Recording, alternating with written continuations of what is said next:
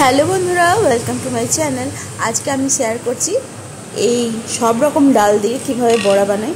আমার যেদিন কোনো সবজি খেতে ইচ্ছা করে না, সেই দিন আমি এইভাবে সমস্ত রকম বাড়ির যত রকমের ডাল আছে সব ভিজিয়ে ফেলি একসাথে।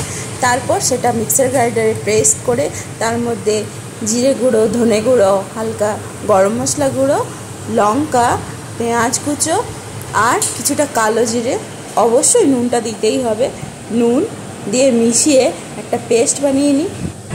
বাস, পেস্টটা হয়ে গেলে 70% মতো কাজ হয়ে গেল। এবার পালা ভাজার। প্যানের মধ্যে হালকা সরষের তেল বা আপনি যদি সাদা তেল প্রেফার করেন সেটাও দিতে পারেন। তেল দেওয়ার পর এই বড়াগুলোকে আমরা লো টু মিডিয়াম আঁচে ভালো করে কড়া করে ভেজে নেব।